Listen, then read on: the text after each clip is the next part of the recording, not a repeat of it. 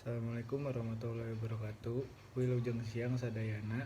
Mugia urang sarereat terasan sehat walafiat sareng teras di tangtayungan Gusti Sang Hyang Widi Tinu Bala.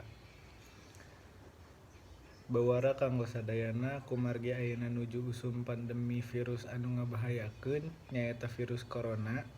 Diharepkeun sadayana kenging silih bantos kanggo ngaleungitkeun virus nu ngancem nyawa ieu. Cara-cara megatkeun rante puputeran virus nyaeta tos loba diinformasikeun di mamana.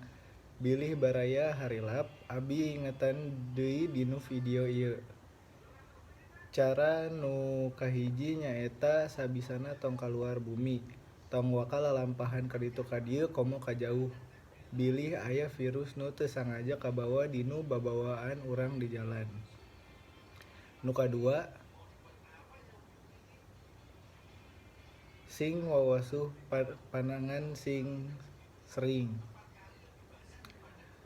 Usahakeun gaduh hand sanitizer kanggo wawasuh panangan sina gancang sareng efektif. Nu katilu mun kapaksa pisan kudu kaluar bumi, tong hilap nganggo masker.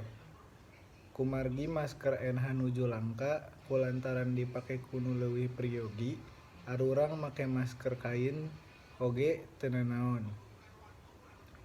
Nu penting ngangge tong teu ngangge sama sekali.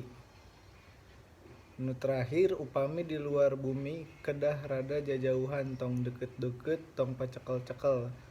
Sareng anu sanes bilihna pindah virusna janten leuwih gancang kumargi eta hungkul nu tiasa didugikeun mugia kenging manfaat kanggo sadayana. Tong hilap jaga kesehatan wabillahi taufiq walhidayah. Wassalamualaikum warahmatullahi wabarakatuh.